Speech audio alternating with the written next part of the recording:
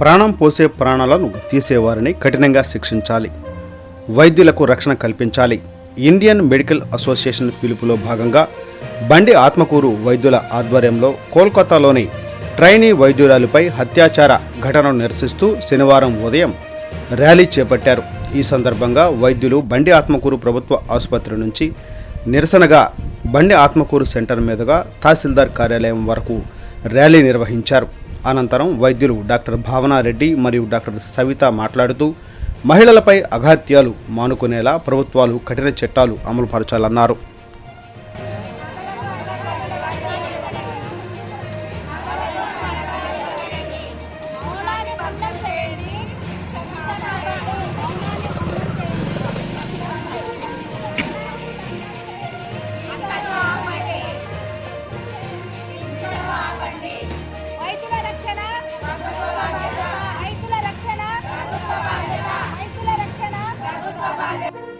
నమస్కారం అండి. కోల్కతాలో సెకండ్ ఇయర్ చదువుతున్న లేడీ డాక్టర్ పైన జరిగిన లైంగిక అత్యాచారము మరియు హత్యను మేము PHC Bandatmakur medical officers and staff పూర్తిగా ఖండిస్తున్నాము. దానిని నిరసిస్తూ ఈరోజు ర్యాలీ చేపట్టాము మరియు త్వరగా న్యాయం చేకూరాలని కోరుకుంటున్నాము.